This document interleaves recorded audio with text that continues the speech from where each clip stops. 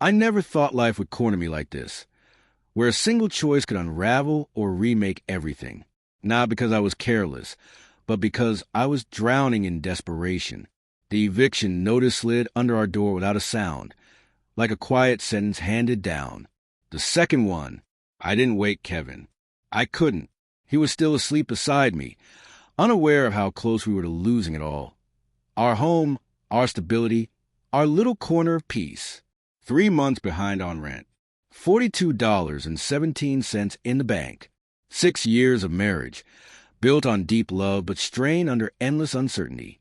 Kevin had been laid off during a round of company layoffs. He hadn't been the same since. His confidence vanished. He barely spoke anymore, only murmuring apologies for not fixing what had crumbled. I tried everything: babysitting, selling secondhand clothes, gigs that paid next to nothing, online surveys that offered coin for hours. I even pawned my engagement ring, told myself that love couldn't be weighed in diamonds. The groceries it bought vanished within a week. Then there was Marcus, our landlord. He wasn't cruel, just cold. The kind of man who never needed to raise his voice because his silence carried enough weight. He was built like he worked in demolition. Shoulders like stone, eyes that never blinked long. He didn't grant extensions. He didn't believe in excuses. Rules were rules. It was late when I found myself outside his door, heart pounding, hoodie zipped up like armor. I knocked softly. The door swung open immediately. He was shirtless, calm, not surprised. "Jessica," he said, as if he'd been expecting me. "Can we talk?" I asked, stepping inside. His apartment was spotless, cold, like a showroom. No family photos. No clutter. No life. Just walls and shadows. "I know we're behind." I began. "I'm not here for pity. I just need a little more time." He stared at me, then nodded once. Time doesn't cover rent. I swallowed the lump in my throat. Kevin's doing everything he can. So am I. He looked at me, expression unreadable. "I could evict you tomorrow." Then, after a pause, he added, "But there's another option." I froze. "Another way," he said again with the same calm tone. My heartbeat roared in my ears. He didn't spell it out, but I knew.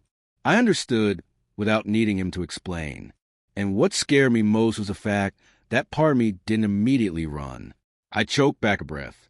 "You're serious?" "Dead serious." I left in silence. I didn't sleep that night.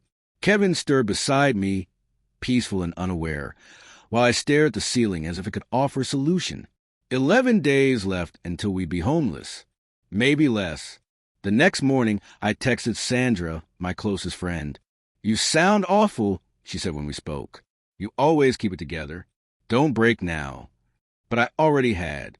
That evening, Kevin came home, face shadowed by yet another disappointment. "Another rejection," he said. "Overqualified." Then he looked away. "Maybe we should leave. Live in the car for a while. Start fresh." "Start with what?" I asked. I already knew he didn't have an answer. He went to bed. I stayed up.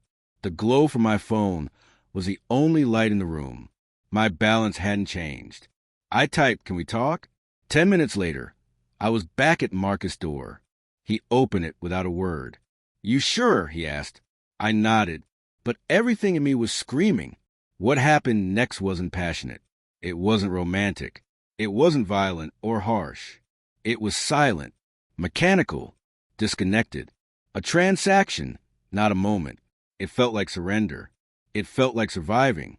When it was over, I left without a word. Kevin was asleep on the couch when I got back.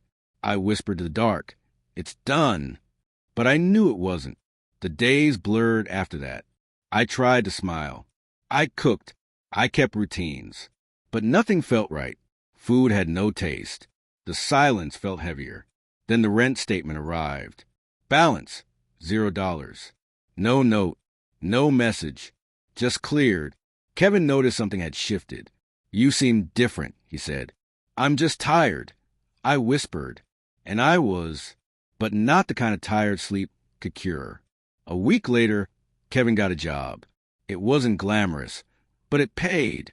And for the first time in months, I saw his eyes light up like someone gasping for air after nearly drowning. "We made it," he said, pulling me into his arms. I hugged him back, but something inside me cracked deeper. I couldn't tell him, not because he'd hate me, but because he wouldn't, and that was worse. Sandra called again. She heard it in my voice. "You don't sound like you," she said gently. I hesitated, then admitted a sliver of truth. I did something I thought I never would. "Did it help?" "I think so." A pause. Then she said, "That doesn't make you a bad person.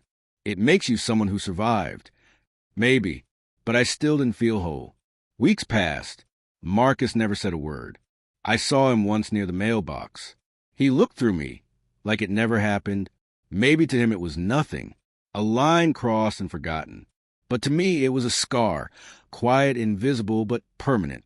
That night, I stood in front of the mirror for a long time. I didn't look broken, but I wasn't the same. Not destroyed, just different.